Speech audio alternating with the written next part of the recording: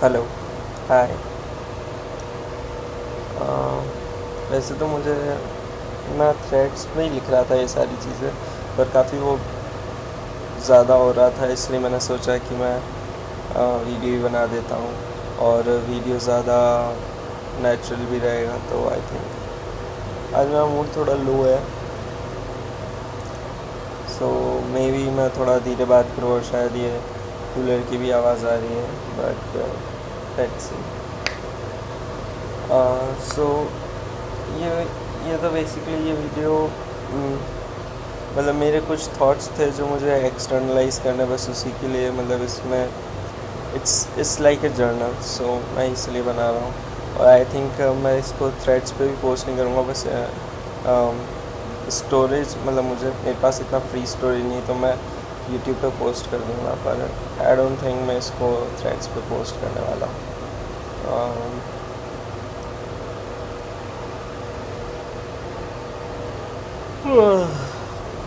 वो कॉफ़ी पीने के बाद ये हाल है और सोने के बाद ये हाल है।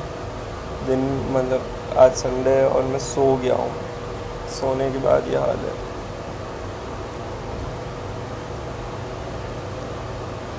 आज मेरे को आज पर हाँ चलो, जो मेरे को बोलना है वो तो मैं बोल ही देता हूँ।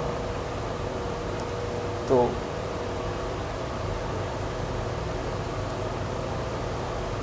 ये बेसिकली सेल्फ डिस्कवरी के बारे में, मतलब मैंने जितना भी कुछ जाना है, मतलब firstly bit of a background, मैं हमेशा से एक सिंगल किड रहा हूँ मेरे घर में, और कोई बच्चा नहीं था मेरे घर में।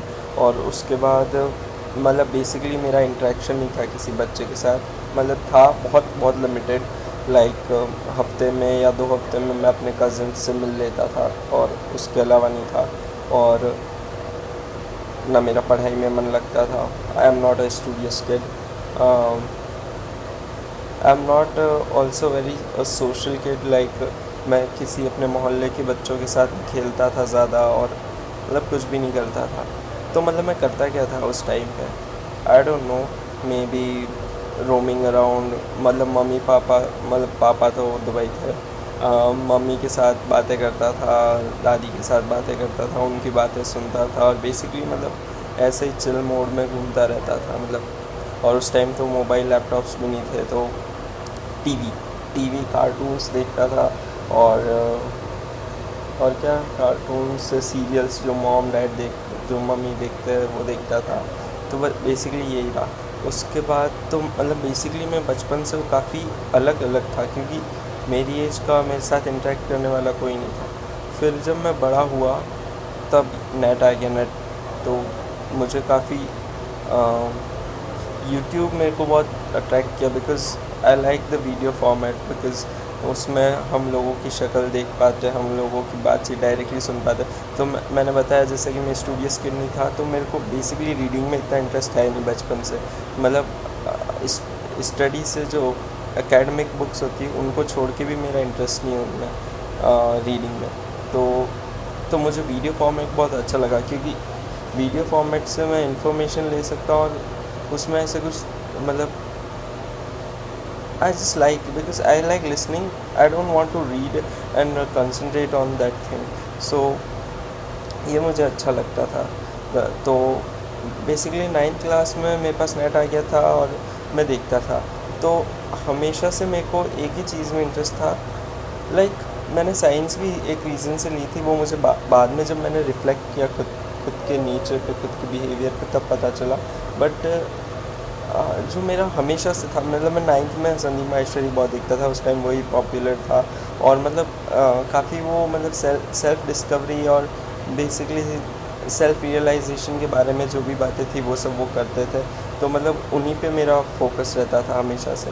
फिर 9th 10th में 10th में जैसे अपने पास सबके पास सब्जेक्ट आता है चूज़ करने का, तो मैंने साइंस चूज़ करा फॉर ऑब्वियस रीजंस। बेसिकली मुझे लगा था, जितनी उस बच्चे में समझ थी 10th क्लास के, कि मैं नेचर को जान सकता हूँ, मैं मतलब बेसिकली मेरी जो क्यूरियोसिटी थी, मुझे लगा कि कॉमर्स में रह के तो पैसा पैसा होगा, पैसे की बातें होगी, और पैसे में मुझे इंटरेस्ट नहीं था। मुझे इंटरेस्ट था कि लाइफ में, कि मैं लाइफ कि क्या मैं फ़िज़िक्स के थ्रू कुछ डिस्कवर कर सकता हूँ ऐसा, जो कि लाइफ को रिवील कर सकता है, जो कि रियलाइज़ करवा सकता है। सो बेसिकली मेरा इस पूरे वर्ल्ड या फिर मतलब मुझे कुछ जानना था, जानना ये था, वही सेल्फ रियलाइजेशन वाला ही था, पर मुझे लगा कि मैं साइंस के थ्रू जान सकता हूँ वो चीज़। Obviously that is not possible, but मुझे ऐसा लगा कि बिकॉज साइंस ने आज इतनी डेवलपमेंट कर ली है कि मैं जान सकता हूँ, तो इसलिए मैंने साइंस ली। तो इस बात पे मेरे एक दोस्त से आर्ग्यूमेंट भी हुआ था। उसने बोला था कि जब हमने साइंस और कॉमर्स साथ मतलब लिए ही थे तभी हुआ था। उसने बोला था तू कॉमर्स क्यों नहीं ले रहा, तू साइंस लेके क्या कर लेगा। तो मेरा रेस्पॉन्स ये था उसको कि तू कितने कॉमर्स वाले बंदों को जानता है, पर तू एल्बर्ट आइंस्टाइन को जानता होगा, तू उनको जानता होगा, तू बहुत सारे साइंटिस्ट को जानता होगा, क्योंकि उन्होंने एक्चुअली कुछ कंट्रीब्यूट किया। कॉमर्स वालों ने क्या किया, मतलब मेरा आर्ग्यूमेंट ये था। बट आई फील मैंने उस टाइम वो आर्ग्यूमेंट गलत दिया था, क्योंकि फिर बाद में जाके मुझे रियलाइज़ हुआ मैंने साइंस सिर्फ जो एक्चुअल रीज़न था वो मेरा साइंस लेने का, वो यही था कि मैं कुछ जान पाऊँ इस नेचर के बारे में, इस वर्ल्ड के बारे में, अपने बारे में मैं कुछ जान पाऊँ जिस पे मैं बेस खड़ा कर सकूँ। बिकॉज़ मैं हमेशा से, हाँ ये भी जानना बहुत ज़रूरी कि मैं कभी भी बचपन से जो ट्रेडिशनल भगवान होते हैं उनमें बिलीव नहीं करता था। जैसे कि मेरी मम्मी ने बहुत ट्राई किया कि मैं मतलब मंदिर जाऊँ, पूजा पाठ करूँ, या फिर एटलीस्ट हनुमान चालीसा बोलूँ, या फिर जो बेसिक चीज़ होती है कि भगवान के सामने हाथ जोड़ लूँ, तो वो मैंने कभी किया ही नहीं। मतलब पता नहीं, मतलब मैं हमेशा से यही क्वेश्चन था, क्योंकि ऑब्वियसली मैं हिंदू फैमिली में पला बड़ा हूँ, तो यही था कि हर जगह भगवान होते। तो जैसे ही मैंने ये सुना एज अ किड कि हर जगह भगवान होते हैं, तो मतलब भगवान मुझ में भी, अगर भगवान मुझ में ही है तो मुझे प्रार्थना किस लिए करनी, प्रेयर किस लिए करनी। और मैंने जो देखा प्रेयर का भी, मतलब बचपन में ही देख लिया था कि मतलब प्रेयर कर रहे हैं, और मेरे दादा क्या करते थे, रोज़ पूजा पाठ करते थे। वो पूजा पाठ करते थे, मगर घर में कोई भी बोलता था तो वो चिल्लाते थे सब पे। तो मुझे लगा यार ये कैसी प्रेयर है कि मतलब जहाँ पे आप चिल्ला रहे हो, कर रहे हो। और दूसरी बात ये है, मैंने एक और चीज़ सुनी थी कि हम सब भगवान के बच्चे होते हैं, और भगवान के बच्चे या फिर बच्चों में भगवान का रूप होता है। बहुत सारी ऐसी चीज़ें थी। तो अब अगर हम सब भगवान के बच्चे हैं तो भगवान हमारे साथ इतना बुरा क्यों कर रहे हैं। लेकिन जैसे मैंने जो भी, मतलब अगर मैंने लाइफ में कोई भी बुरी चीज़ देखी बचपन में, तो मैं सोचता था यार भगवान ने बुरा क्यों किया इनके साथ इतना। मतलब अगर ये बच्चे ही है, जैसे मेरे मम्मी पापा है, तो वो मेरे लिए कभी इतना बुरा नहीं सोच सकते, तो भगवान ने इनके साथ इतना बुरा क्यों किया, ये मैं सोचता था। आई थिंक ये रिफ्लेक्शन आ रहा है यार, हटा देता हूँ। हाँ, तो मैं ये सोचता था भगवान ने इनके साथ इतना बुरा क्यों किया। तो इस वजह से मैं हमेशा से डाउटफुल रहता था कि यार ये जो कह रहे हैं इनकी बातें खुद में ही कॉन्ट्राडिक्ट कर रही है एक तरह से। तो इसलिए मुझे कभी बिलीव नहीं हुआ उन बातों पे।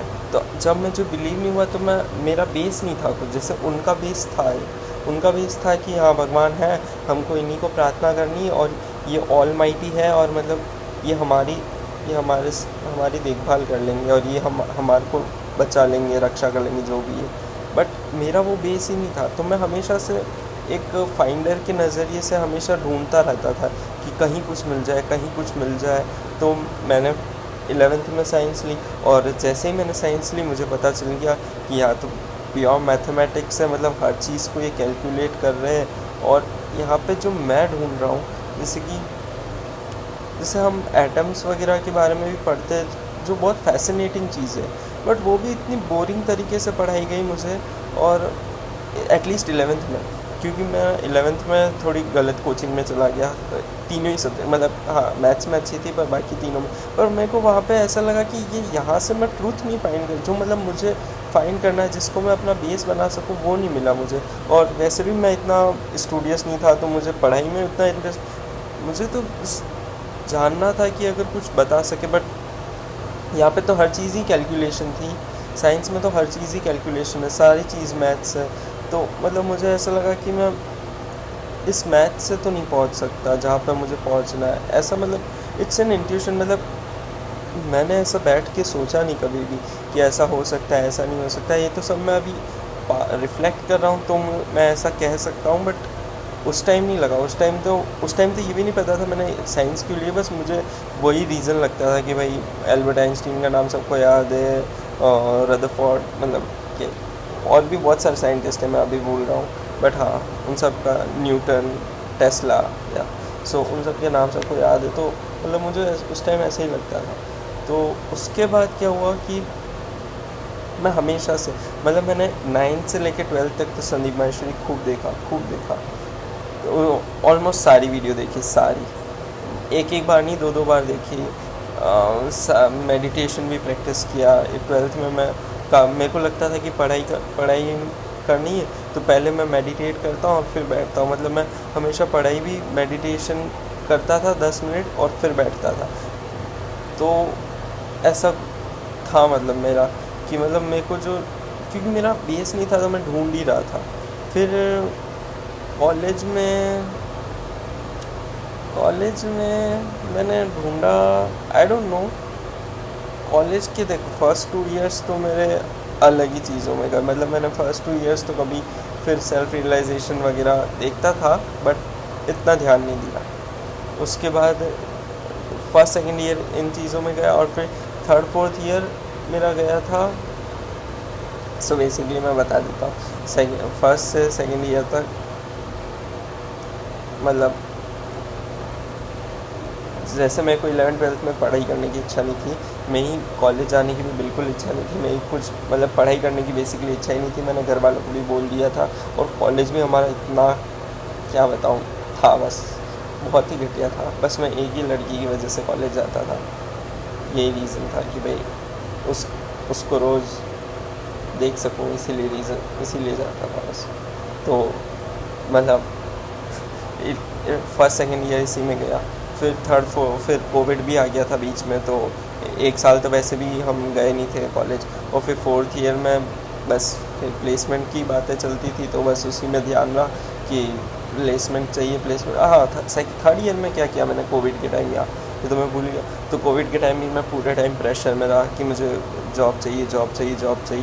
और मैंने बहुत बार लड़की को मतलब, हाँ मतलब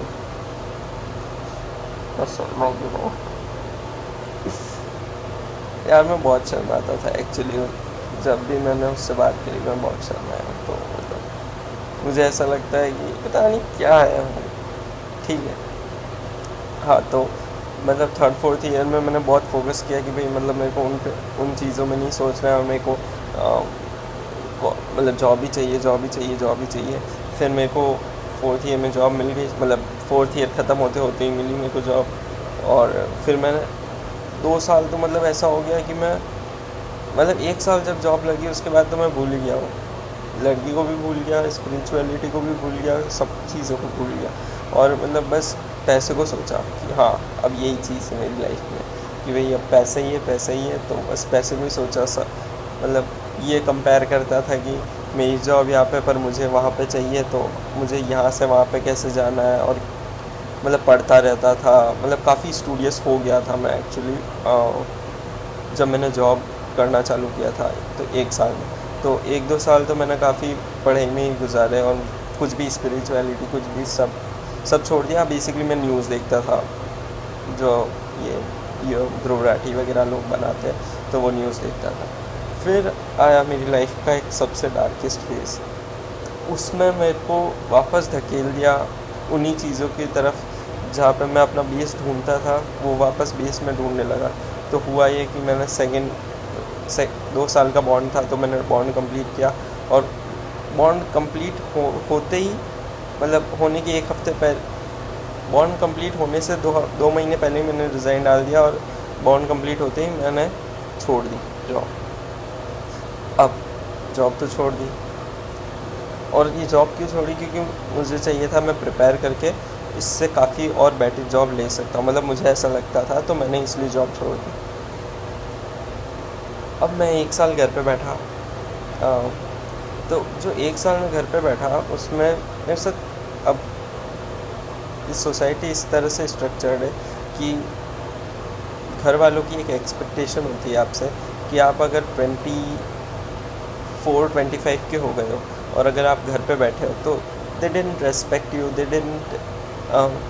दे get to tensed around you and मतलब माहौल घर का बहुत ही घटिया हो जाता है कि मतलब वो पूरे दिन टेंस रहते हैं, आपको कुछ करने की इच्छा नहीं होती, उनको कुछ बोलने की इच्छा नहीं होती, और मतलब आप बहुत अशेम्ड फील करते हो उन घर के अराउंड। मतलब मैं काफ़ी बार मतलब ऐसा हुआ है कि मेरे पापा ने मुझे कुछ नहीं बोला, बट जो मेरी मम्मी थी मतलब like in my life my mom is the biggest plays the biggest role in my life because बचपन में मेरे पापा दुबई चले गए थे, तो वो 8 साल तक घर नहीं आए थे। तो मतलब 8 साल तक मतलब मेरे साथ नहीं रहते, घर तो आते रहते थे पर मेरे साथ नहीं रहते, तो मम्मी ही थे मेरे लिए, और मेरा कोई भाई बहन नहीं था, तो मम्मी और दादी ही थे मेरे लिए।